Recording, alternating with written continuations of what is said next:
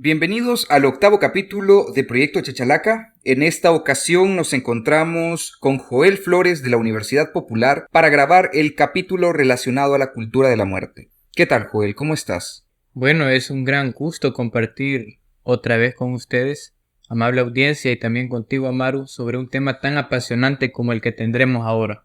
Sí, el tema de la muerte quizás es uno de los temas más complicados y que generan más curiosidad y al mismo tiempo miedo para cualquier persona. Entonces, quizás vamos a comenzar hablando de qué es prácticamente una definición. Así que, Joel, ¿qué es la muerte?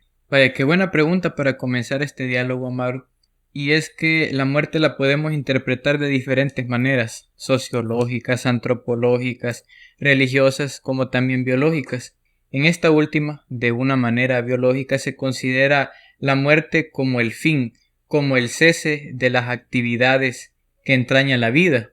Con esto, el cese del pensamiento y de los latidos del corazón, y que de esta manera llega a un proceso de descomposición del cuerpo en el cual ya no siente, es inerte. Ok, pero esta es como la concepción biológica, pero dentro de la cultura, dentro de la historia, de la humanidad, hemos tenido otra visión, una visión más religiosa. Sí, y qué buena palabra que ocupaste al decir religiosa, porque esto viene del latín religare, que está atado a, y es que el ser humano, en su profunda devoción por interpretar la vida, está aferrado también a comprender la muerte. Cuando nosotros hablamos de la muerte en términos biológicos, hacemos referencia a todos los seres animados, y esta palabra animado viene de ánima, asociado con el alma. Entonces, los seres animados, llámense plantas, animales o seres humanos, tienen características comunes cuando viven como cuando mueren. Pero el ser humano tiene un punto y aparte en la historia evolutiva. Conocemos algunos casos, por ejemplo los elefantes que tienen cementerios de su propia especie, o inclusive algunas especies de simios que lloran o sienten diferentes emociones ante la pérdida de una de los miembros de su manada. Pero el caso del ser humano, o propiamente el hombre de Neandertal, se caracteriza por enterrar a sus muertos. Y este momento en la historia hay que ponerle mucho cuidado, porque parece que este ser, el hombre neandertal, se cuestiona el significado de su vida. Y este es por un proceso biológico muy avanzado a través de la evolución que adquiere caracteres más amplios en sus neuronas, en su tronco cerebral, y permite el análisis de detenerse y decir, bueno, aquí está la muerte, pero tenemos que recordar a quien en vida fuera. Entonces hay que enterrar al individuo, hay que darle un descanso y recordar, ahí está el elemento de la memoria, recordar que por estos mismos caminos anduvo tal persona, y con ese entrañable recuerdo se entraña la esencia misma del ser humano, de conocerse a sí mismo, porque conoce al que ha muerto y se conoce a sí mismo como el que mantiene el camino de la vida, pero que si éste no pudiera existir precisamente, si no es porque hay un antepasado, y de este antepasado es del que se guarda el recuerdo. Ok, prácticamente, hay que decirlo, nosotros experimentamos la muerte a través de observarla. Y es así como a través de la conciencia nosotros podemos percibirla. ¿A qué me refiero con esto? Por ejemplo, ninguno que está escuchando este podcast, ni tú ni yo, hemos experimentado la muerte, sino que la conocemos, la vimos y hemos sabido de ella a través de lo que nos han dicho, de lo que hemos visto, pero no de lo que hemos experimentado. Digamos que esta visión de lo desconocido, que este conjunto de sensaciones que deja la muerte, la partida de un ser querido, empieza a generar ideas, pensamientos, instituciones alrededor de lo que hoy podríamos llamar como cultura de la muerte. Sí, es que el hombre hace la cultura, el hombre y la mujer, el ser humano como género, lo que hacen para interpretar su vida, para su cotidianidad, es la cultura. Pero alrededor de la muerte, este fenómeno físico, giran interpretaciones sociales que le dan el significado de cultural. Entonces, a partir de la muerte, y es que aquí nos vamos a detener un momento, analizamos un primer momento. Cuando vemos morir a otro ser humano, entonces lo que vemos es un espejo y un recordatorio que dice, no Amaru, no Joel, es que ninguno de ustedes dos vivirá para siempre. Aquí está el recuerdo que la vida es finita, que la vida termina, que la memoria que tenés ahorita de lo que estás hablando, de lo que estás platicando en el proyecto Chachalaca, un día va a llegar a su fin. Y ya no va a ser Joel ni va a ser Amaru quienes estén hablando de ese tema. Es correcto. Eso en algunas sociedades, en algunas culturas, se le denomina como memento mori. Ah, excelente, excelente lo que acabas de mencionar, Amaru. El recuerda que morirás, el memento mori en latín, Y es que la muerte es eso, es un recordatorio perenne, sempiterno, que llegará un momento en el que ya no tendremos la conciencia de seguir procesando ideas. Entonces hablemos un poco más de la cultura de la muerte y hablemos de la cultura de la muerte en la región centroamericana. No nos podemos ir a lo actual, me parece, porque hay muchas cosas que están como desconectadas de la realidad. ¿Por qué? ¿A qué me refiero con esto? Enflorar una tumba, ir detrás de un vehículo que lleva los restos de una persona. ¿De dónde viene? Esto no es actual. Esto viene desde los tiempos precolombinos. Claro, dos cosas. Primero, recordemos lo que Platón atribuyó a Heráclito, el pantarrey, todo fluye, todo cambia, nadie se puede bañar en el mismo río sin que éste siga su curso. Y es que las cosas están en constante cambio. Y así es el fenómeno de la muerte, la cultura de la muerte. Y aquí vamos al segundo punto. Lo que ahora comprendemos como el rito funerario no es el mismo de hace 50 años. Lo más posible es que cuando nosotros muramos vayamos a una funeraria, cuando antes eran los velorios en la casa, en el lugar de habitación. Pero eso va cambiando por diferentes injerencias culturales de uno u otro lado. Pero la base fundamental para entender el presente es siempre mirar al pasado. Y cuando examinamos nuestro pasado, vemos que hay raíces que están escondidas bajo nuestra misma tierra. Y esas son las calidades de la cultura prehispánica que se mantiene con fuerza y a veces de una manera muy sutil en nuestra cotidianidad. Joel, entonces vamos a hacer un punto de partida, ¿te parece? De este punto de partida podemos hablar de lo que hubo antes y cómo esto se transformó a lo que tarde o temprano llegaría a ser la cultura de la muerte en El Salvador. Yo pienso que podría ser la etapa de la conquista, el punto en el que se introduce un sistema de valores y una cosmovisión diferente, eurocentrista. ¿Te parece que comenzamos desde ahí? Me parece, Maru, buena elección. Entonces, antes de que llegaran los españoles a América, a Mesoamérica puntualmente, que es nuestra región, ¿cómo se veía esto de la muerte? Vaya, es una pregunta muy compleja y que no puede reducirse a lo que yo de una manera muy débil puedo pronunciar. Pero debemos de centrarnos que los pueblos prehispánicos tenían la virtud de observar más los fenómenos, de cuidarlos y analizarlos más que nosotros, porque por nuestra misma dinámica social, por la misma dinámica económica impuesta, porque nosotros no la adquirimos porque queremos, sino que nos la impone, pasamos en un ajetreo eterno de trabajar, de estudiar, de hacer tal cosa y lo demás, y no nos cuestionamos ni por qué existimos. Ni siquiera nos preguntamos por qué nunca es suficiente. Exactamente, pero ya hay registros y podemos nosotros también analizarlo, que los pueblos prehispánicos sí tenían ocasiones para detenerse y pensar en qué es la muerte y qué es la vida. Y aquí vemos la diferenciación con respecto a nuestra actualidad, que para nosotros la muerte está separada de la vida y por eso no hablamos de eso. Por eso nos da miedo hablar de la muerte, porque pensamos que la vamos a llamar si estamos hablando de la muerte. Pero no, es una dicotomía. Para entender la muerte hay que entender la vida y viceversa. Quien no acepta que va a morir, no acepta que vive entonces, porque ninguna de las dos cosas está separada, son dos lados de la misma moneda. Como hablar del desarrollo y el subdesarrollo. No puede existir el desarrollo de los países ricos si no hay subdesarrollo de los países pobres. Y esto mismo acontece en el fenómeno cultural de la muerte. No podemos aceptar la vida sin aceptar la muerte, porque están íntimamente relacionados. Una le da el significado a la otra. Y no es que podemos reducir y decir, es que la muerte es la ausencia de vida y la vida es la ausencia de muerte, sino que una es la expansión de la otra. Entonces, estos eran algunos argumentos que ya se tenían en mente durante la época prehispánica y sobre todo el recuerdo. Porque para el cristianismo depende del comportamiento de la persona en vida, pues así será su destino. Bueno, yo me porto bien, entonces voy a ir al cielo. Pero si me porto mal, tengo un castigo. Entonces voy al infierno. Está condicionado. En cambio, para los antiguos pueblos prehispánicos, no era de vital importancia cómo vivías, sino cómo morías. Por ejemplo, si morías ahogado, para los nahuas, entonces te ibas al lugar de los dominios de Tlaloc, decir al Tlalocan. O si morías de una manera natural, pues te ibas al Mictlán. Y así ibas, o sea, se determinaba el lugar al que ibas. En función de la muerte. Y por eso también la actividad humana tenía una carga muy emotiva. Eso, fíjate, como tú decías al principio de esta parte de la conversación, ellos tenían, digamos que días para poder sentarse, detenerse y hablar, discutir, pensar qué era la muerte, qué era la vida. Y esto me hace pensar que también dentro de su cultura estaba presente en los logos, la forma en la que la sociedad se configuraba, ideas y nociones que determinaban la cultura. Entonces, antes del capítulo me hablabas tú acerca del calendario agrícola que tenían los nahuas y que estaba relacionada a este ciclo de vida. Entonces, ¿me podrías comentar un poco al respecto?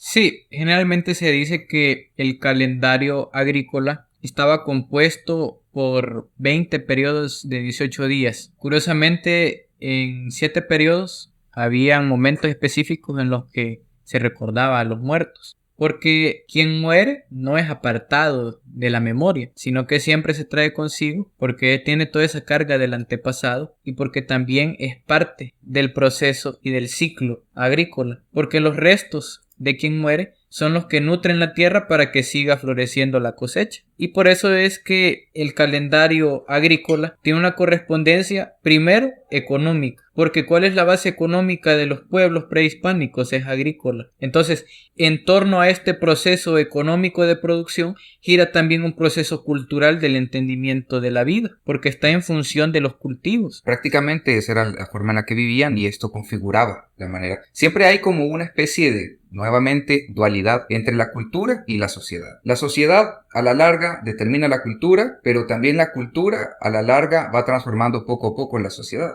Es correcto, por eso decimos que son componentes dialécticos. Vamos poco a poco aproximándonos a la visión que tenían los nahuas, la cultura mesoamericana a la cual nosotros en esta región de Centroamérica pertenecemos. Pero cambió. Todo esto tuvo una interrupción abrupta con la llegada de los españoles. Es correcto. Y vamos a hacer unas aclaraciones previas antes para nuestros escuchas. Primero, Mesoamérica significa en medio de América. Es un término que hace referencia a una región que abarca desde el centro y sur de México hasta por ahí de Nicoya y Nicaragua. Es una región que se compone por curiosidades climáticas que lo hacen bastante común en estas regiones y donde también el sistema de pensamiento converge. Pero claro, en esta región mesoamericana, que ahora compone a los países de México, en el sur, Guatemala, Honduras, El Salvador, parte de Nicaragua, no había un solo asentamiento náhuatl, o no existía solamente un pueblo y un único sistema de pensamiento, sino que tenían variaciones según sus contextos geográficos, porque la manera en que yo pienso está condicionado por mi ambiente. Primero, por el ambiente físico, por la orografía. Es decir, mi sistema de pensamiento no es igual si yo vivo mis 365 días en la montaña que si vivo mis 365 días en una isla, allá en Usulután. Eso va a variar mi manera de ver y comprender el mundo, pero también al ambiente social, por quiénes son las personas con las que yo convivo. Entonces, ya definiendo un poco Mesoamérica, vemos que también es una gran complejidad esta región, pero que tiene caracteres comunes, inclusive religiosos, sociológicos, que se mantienen. Por ejemplo, la dieta mesoamericana se comparte desde el centro y sur de México hasta Nicaragua, que son los principales cultivos en los que giraba en torno a la actividad económica: maíz, frijol, ayote. El ciclo de siembra que actualmente existe y eso de hecho renueva la tierra, la nutre, porque tener un monocultivo, o sea, solo estar sembrando maíz, produce un desgaste en la tierra. Y esto me parece muy interesante que todavía se conserve a nuestros días, porque es un ciclo muy común de agricultura en El Salvador. Maíz, frijol, ayote. Sí, y de ahí tenemos que el sistema religioso no correspondía únicamente a los nahuas, porque los nahuas, si bien es cierto, venían del centro-sur de México, pero el poblamiento náhuatl, ya conocido de los pipiles, se da hasta la época del posclásico. Pero tenemos ahí el periodo clásico, que llaman los arqueólogos, que es el florecimiento maya en el actual territorio salvadoreño, pero también el preclásico y el arcaico, donde también hubieron seres humanos. Entonces, ya vemos aquí lo complejo de poder caracterizar el sistema de pensamiento prehispánico, porque no solo es náhuatl, de ellos tenemos más información, pero no quiere decir que eran los únicos. Pero acentuándonos en el pensamiento de los nahuas, cuando existe esa interrupción histórica, esa interrupción política, económica, social y cultural, sin lugar a dudas, que hay un parteaguas, ya hay un antes y un después. Y en este encuentro de dos mundos, como suelen llamarle algunos teóricos, surge un intercambio. Porque realmente sí existe un intercambio. Claro, hay una invasión, hay una imposición de valores culturales, hay una imposición militar que no podemos negar, pero no quiere decir que las poblaciones indígenas aceptan pasivamente la imposición cultural. También a esa imposición cultural se le pone elementos propios, elementos que ahora llamamos prehispánicos, pero podemos llamar más bien originarios, que tienen que ver con las formas de concepción, y es que ese es un proceso natural en todos los pueblos. Por ejemplo, veamos el contexto de la pandemia. Esto obligó y todavía obliga a muchas personas a adecuarse a la era digital, una era impuesta, es impuesta. O sea, el sistema económico quiere digitalizar todo porque eso permite que se actualice y que se mantenga. Pero hay personas que reniegan y no quieren ir a ese cambio, resisten. Entonces, en todo proceso cultural también vamos a ver quienes se resisten a adaptar ciertos patrones culturales y mantienen los suyos, mantienen los propios, porque los seres humanos concentramos valores, y cuando concentramos valores es porque apreciamos algo, le damos un valor. Entonces, Joel, vamos a ver, en el símil que me estás diciendo y aplicándolo en aquel tiempo era una cosa de, actualmente en el tiempo de la pandemia, nosotros tenemos un estilo de vida y que esto de adaptarnos a la era digital prácticamente era para poder salvar el estilo de vida. En aquel tiempo, ellos tenían su vida y el adaptarse a las nuevas costumbres era para poder salvar su vida, porque de no aceptarlo eran considerados en aquel tiempo como el enemigo. Claro, bueno, y algo que hay que decir en este proceso de invasión y de despojo de parte de los castellanos, no lo estamos haciendo de manera general, sino de los que vinieron con una misión que era pues la conquista, pues existe un proceso de despojo material, es decir, se mataron indígenas porque se decían que no tenían alma, y es algo no es novedoso, ya críticos como Bartolomé de las Casas lo denunciaron, que cómo era posible que los castellanos legitimaban las grandes masacres, la violencia, por decir que el indígena era una cosa, era un animal, porque no podía entender, entre comillas, el lenguaje del invasor, cuando en realidad era lo opuesto. El castellano, que tenía una visión muy distinta de conquista, porque también tiene una visión muy diferente de la muerte y de la vida, no comprende cómo se miraba antes. Es decir, no hay un diálogo a conciencia, no existe un intercambio racional en el que estas dos culturas conversan y llegan a un consenso, sino más bien un proceso de agresión. Eso es indiscutible. Pero dentro de este proceso de agresión, los pueblos indígenas nutren el proceso dándole ciertas características. Pero claro, en todo eso, lo que nos está uniendo en esta plática es el significado de la vida y de la muerte. No era el mismo significado del sacrificio o de la guerra, por ejemplo, para las culturas prehispánicas originarias que para los pueblos europeos. Y no era que los pueblos europeos estaban más desarrollados o que habían incursionado en un estadio más alto del conocimiento. Eso es falso.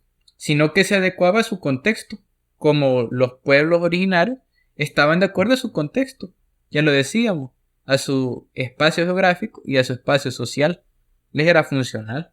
Llega este choque, esta colisión abrupta en la que un pueblo con un sistema de valores viene y somete a otro pueblo con una visión diferente y un conjunto de valores totalmente diferente.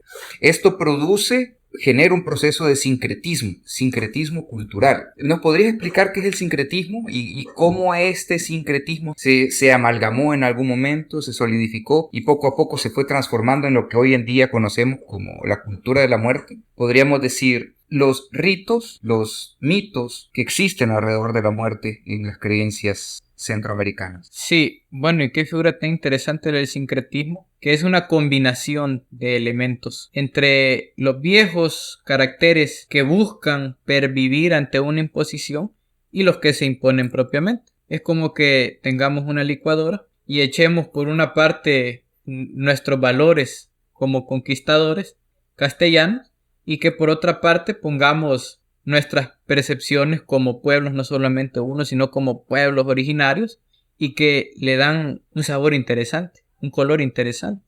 Y que ahí vemos, por ejemplo, a la Virgen de Guadalupe, que no es ni tan castellana, ni tampoco es tan indígena. Tan incorrecto. Y que de hecho los indígenas la llamaban Tonantzin, nuestra madre.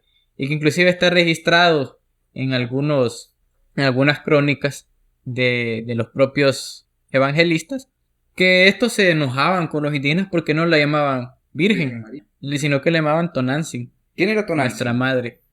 Es una pregunta muy buena, Amaru, y espero que no me apedreen los arqueólogos y los historiadores. Recordá que esto está en el área de comedia dentro de Spotify, así que... Pero existen muchas teorías y muy fundamentadas que la Tonantzin, nuestra madre, hacía referencia a la Coatlicue, que inclusive llamar Dios o diosa es muy atrevido, pero sí un ente superior que simboliza la dualidad. Y la Coatlicue simboliza la dualidad entre la vida y la muerte. Invito a nuestros oyentes que busquen las imágenes de la Coatlicue y encontrarán ahí a las serpientes en medio de ese hermoso cuerpo de mujer que entraña el elemento muerto también, porque aparecen ahí las calaveras. Y no era algo de horror, sino que es algo de naturaleza. Seguimos caminando sobre este proceso de sincretización. Teníamos un calendario agrícola, que tenía dos fechas muy interesantes que actualmente se siguen honrando, que son el 3 de mayo, me parece, y el 2 de noviembre. ¿Por qué son tan importantes en estos calendarios? Muy buena pregunta. Ya dijimos que existía un calendario agrícola, ya dijimos por qué, y algunos aseveran que se trataba de 20 periodos de 18 días. Curiosamente, dentro de estos 7 periodos, habían distintos eventos en los que se recordaban a los muertos. Entonces, vemos un elemento principal que es el cultivo del maíz. Las primeras lluvias que se dan en mayo y las últimas lluvias que se dan a finales de octubre. Esto converge con dos celebraciones que se aproximaron o que coincidieron con celebraciones católicas. El Día de la Santa Cruz, 3 de mayo, y el Día de los Fieles Difuntos de la Iglesia Católica. Pero ahí donde vemos, los evangelizadores buscaban la manera de conjuntar las fechas, que no era algo que ellos inventaron. Ya lo hicieron los romanos con la Navidad, por ejemplo. Con las religiones mitraístas paganas de Roma se adoraba a Helios, al sol, y vieron la manera de cómo equipararlo, porque hay un fenómeno natural ahí que es el solsticio. Y dijeron, bueno, recuerdan que ustedes, como cristianos, en Malaquías hablan de un sol de justicia, entonces es lo mismo. El sol de justicia que habla Malaquías, que es el sol Helios. Entonces el nacimiento del sol invicto es la Navidad, la natividad. Entonces eso del sincretismo no es ni siquiera algo nuevo que surge en el proceso a partir de la invasión y el despojo de los pueblos europeos. No, eso viene desde mucho antes, o inclusive el propio Día de los Fieles Difuntos es parte de un sincretismo, una combinación, porque se necesita mantener eso vivo. Pero cuando se quiere mantener ese significado entraña diferentes elementos con el tiempo y los procesos históricos, políticos, sociales, culturales, etc. Entonces el Día de Muertos también coincidía con la celebración del Samhain de los pueblos celtas y nórdicos, que es el que conocemos también como Halloween. También en El Salvador. Tú me comentabas antes del capítulo que existe el Día de Brujos. Sí, tradicionalmente el 31 de octubre, y que tiene que ver más que todo con la conmemoración de un santo popular, el hermano Macario en Izalco.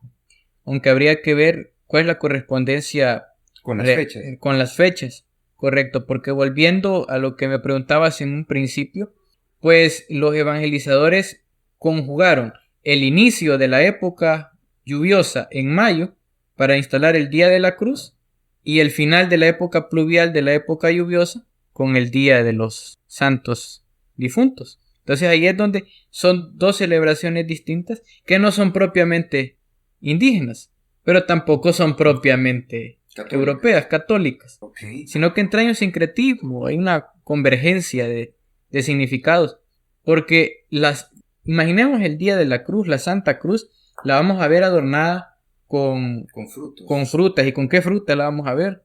La vamos a ver ahí con mango, con coyol, con con piña, con todo lo que con podamos todo. comprar en el mercado. Exactamente. Sí. Y el Día de Difuntos, pensémoslo, no lo vamos a imaginar como esas tumbas en Europa o en Estados Unidos grises de un solo color, monocromáticas, sino que son policromáticas.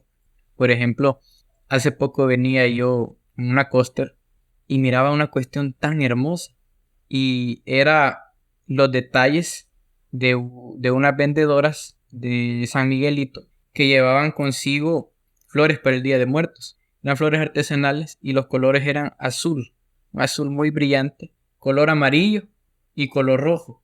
Eso es totalmente opuesto a una polarización de grises. Entonces, ahí vemos la gran diferencia. Y es que con las fechas debemos de comprender que no son sólidas. Por ejemplo, aquí en El Salvador, algunos celebran, y los que se sienten parte de una patria falsa, se reivindican el 15 de septiembre como el Día de la Independencia. Y, andamos azul y blanco, cantamos el himno, vamos a ver a los soldados y todo lo demás. Pero hay otro sector de la población que ese 15 de septiembre lo revierte y se convierte en un sentido no patriótico, sino antipatriótico. Entonces, el ser humano es tan curioso. No es tan sencillo decir, no, es que el 15 de septiembre es el Día de la Patria. Es el Día de la Patria. También es el Día de la Antipatria. Porque también, así como hay marchas y desfiles que honran a la patria, hay también desfiles, hay también manifestaciones sociales y marchas que nos hablan de otra naturaleza de la patria. De la patria cuyo verdadero significado no es más que la imposición. Y entonces hay una crítica. Ya no es reverenciar a la patria, sino que es criticarla y verla con los ojos históricos, con los ojos culturales porque de los años. Nos vamos a la historia y bueno, ya lo discutíamos en el primer capítulo del proyecto Chachalaca, Los Hijos de la Gran Patria, que al final fue independencia. Pero ¿por qué independencia? ¿De qué nos independizamos? Y realmente ¿quiénes fueron los que se independizaron? Pero con respecto al Día de los Muertos, regresando a cabal este día que es, digamos, que el cúspide de la cultura de la muerte en El Salvador, veo yo ciertas relaciones con el Día de Muertos que se suele celebrar en México. Es correcto, pero es porque pertenece a una misma región, a Mesoamérica. Por eso es que hay correspondencia, pero no es totalmente igual. Como no es igual la manera en que se celebra el Día de Muertos en el cementerio de Panchimalco, en el cementerio de Mexicano o en Michoacán.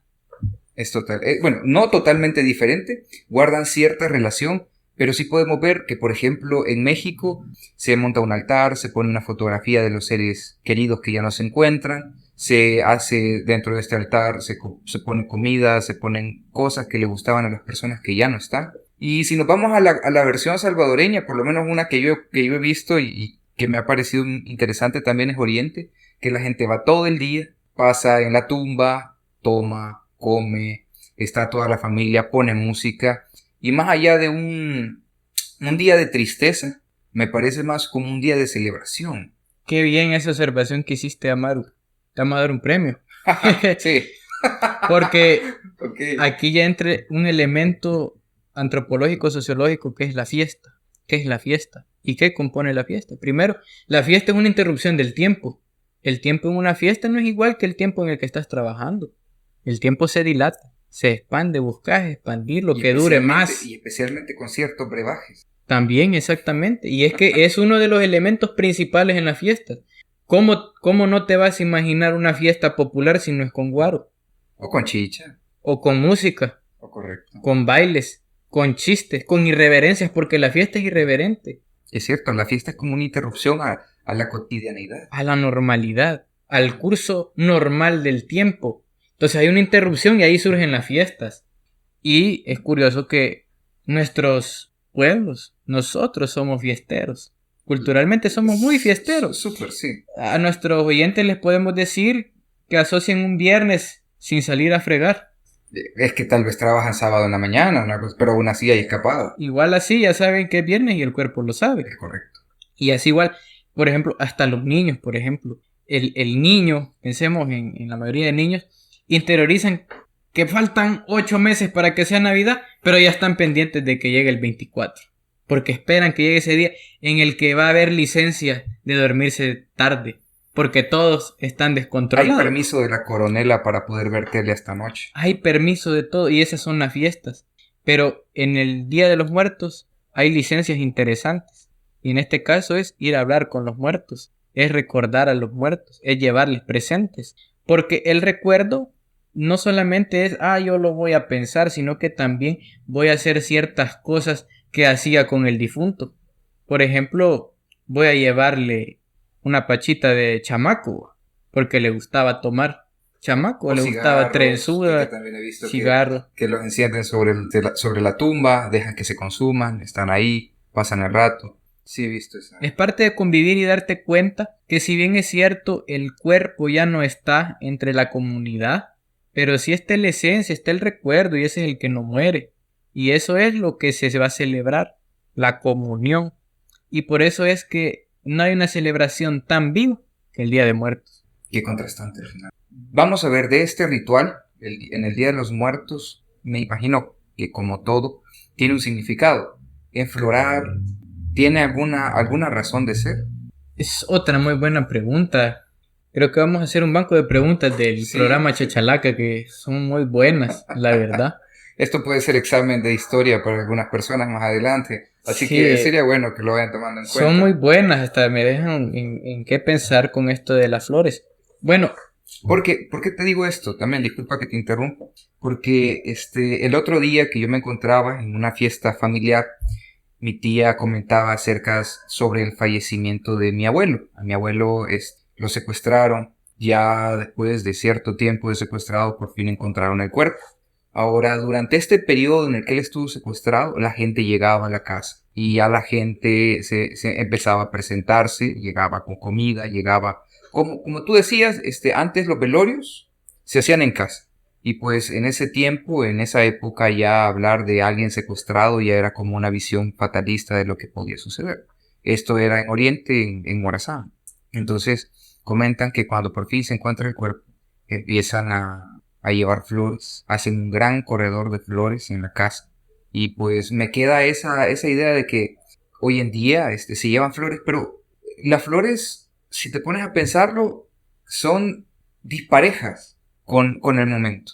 ¿Por qué te digo disparejas? Porque es un momento gris, un momento triste. Pero las flores son como color, luz, calidez, cariño, amor para una despedida. ¿Qué piensas tú? bueno, es que quienes se quedan conmemorando, recordando la muerte, son los que quedan vivos. Claro. Aunque parezca muy, muy lógico. Pero entonces, si el sentimiento que le tenemos a la muerte es de tristeza, entonces nuestra resignificación de la muerte va a ser triste. Pero si al contrario, nuestro recuerdo de la muerte es alegría, lo vamos a adornar con alegría, es decir, es un reflejo. Pero voy a enlazar tu interesante pregunta con algo que ya hablamos y es la fiesta. La fiesta ya vimos que es una interrupción del tiempo, pero el tiempo necesita de un lugar para desarrollarse, es decir, del espacio. ¿Qué pasa? ¿Cómo sabemos que hay una fiesta? Por los adornos. Ahí vemos que, por ejemplo, cuando se va a celebrar el cumpleaños de alguien, le cuelgan ahí sus globos, o le ponen ahí sus detalles, pero la casa ya no es igual, cambia. Porque la fiesta tiene esa particularidad, hay que apartarlo. Es distinto al espacio de los 364 días. Este día va a ser distinto. Entonces lo mismo ocurre en el Día de Muertos. No es lo mismo ver un cementerio popular, un cementerio municipal, hay que ir a los cementerios municipales y darse gusto, el día 2 de noviembre, que verlo un día común y corriente. Entonces ahí vemos el componente del adorno que cambia el espacio, ya no es el mismo. Y ahí está el elemento del ornamento. Es decir, se le quiere dar trascendencia. Esto no es algo común y corriente, por eso hay que adornarlo. Entonces, hay una cuestión de las flores como ofrenda, como parte del adorno y que no es únicamente en la región prehispánica, sino que es casi que universal. Porque las flores tienen propiedades que nos sensibilizan. Sensibilizan nuestros ojos en la manera que lo vemos, pero también en la manera que tocamos los pétalos, en la manera que también olemos la fragancia. Entonces aquí vemos inclusive un elemento poético de la muerte, porque necesitamos dotarlo de la mayor sensibilidad para el ser humano, porque entre mayores sensaciones tenemos con algo, lo recordamos más. Ponete a pensar en eso, Maru, lo hace más entrañable. Entonces hay hay un significado como mucho más amplio que apenas lo estamos esbozando, y es sobre esta cultura de la muerte. Pero es que podemos ir separando detalles por detalles y nunca vamos a acabar. Y decíamos acabar, pero no sabemos en qué tiempo. A lo mejor nos morimos. Y casual, ya cambió la cultura en ese momento. Y ya cambió la cultura. Y esto del cambio de cultura con las flores lo podemos presenciar ahora. Por ejemplo, anteriormente llevar flores naturales que no se encontraba. De ahí, inclusive en Cojutepeque, he visto en los cementerios flores a partir del propio maíz, de la tusa, que se confeccionan y se llevan esas lindas flores. Después las flores con elementos de plástico muy vibrantes y ahora todavía más plastificadas. Pero no quiere decir que pierde su elemento, siempre es ornamental. Siempre es un símbolo. Siempre es un símbolo. Pero va cambiando conforme a las particularidades del sistema económico, del sistema social en el que se encuentra. Las capacidades de la población. Habrá que ver cuando ya no hayan flores físicas y sean virtuales. Son cosas que pueden pasar. De hecho, veíamos con el ascenso de Internet que se empezaban a mandar. Antes del Internet era una costumbre regalar tarjetas con cierta leyenda y escritas a mano.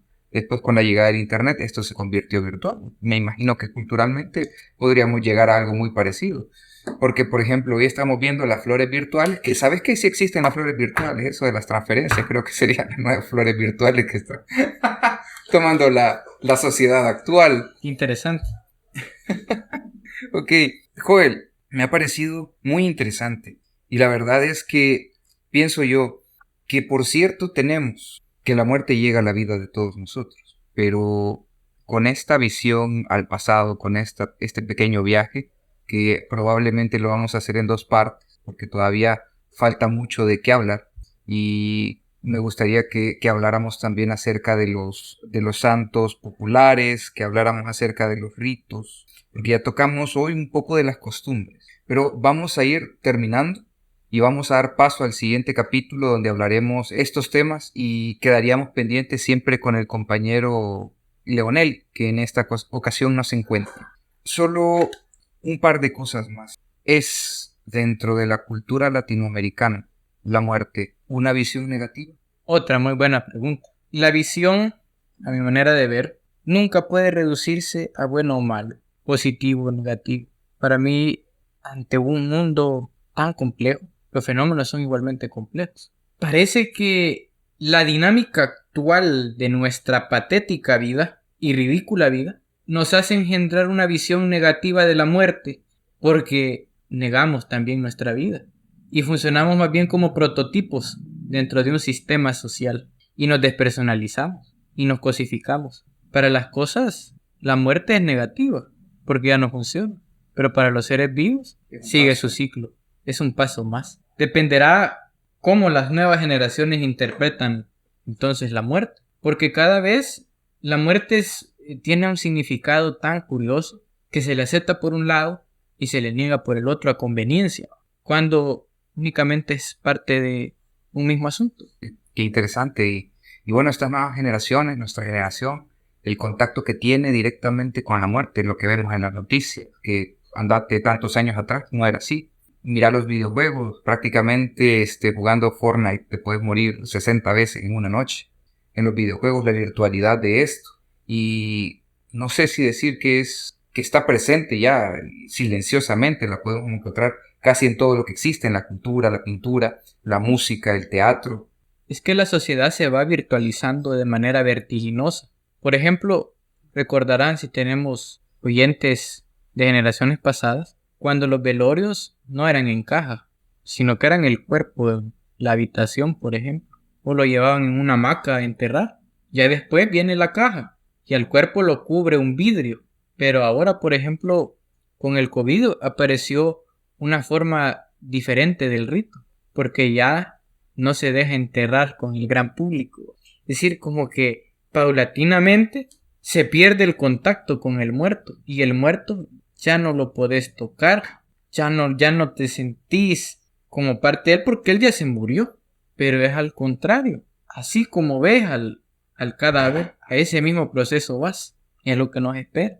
Y por eso el miedo es una reacción a lo desconocido. Entonces invitamos a la audiencia que conozcamos la muerte para conocer la vida.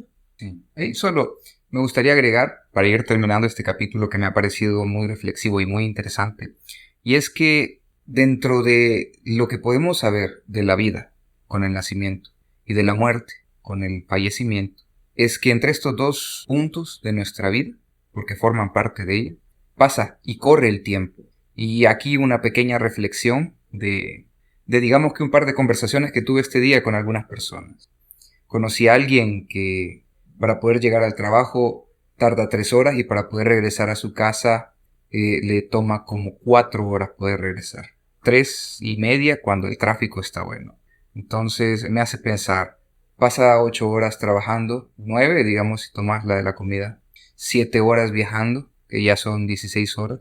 Prácticamente es vivir para el trabajo. Ahora, muchos de nosotros y muchas personas que he conocido también están con esa idea, como tú decías, de que son cosas que le pertenecemos a nuestro trabajo, pero también hay que detenerse, detener el tiempo, reflexionar si es la vida que queremos, si estamos viviendo nuestra vida o solamente estamos tratando de preservar un estilo de vida, pero no estamos viviendo. Es curioso, preservar un estilo de vida y no vivir. Es quizás la última reflexión. Joel, Es correcto. Yo quisiera agregar una última más, dale. en palabras de Octavio Paz, que también invito a leer su escrito breve, pero también muy cargado de elementos.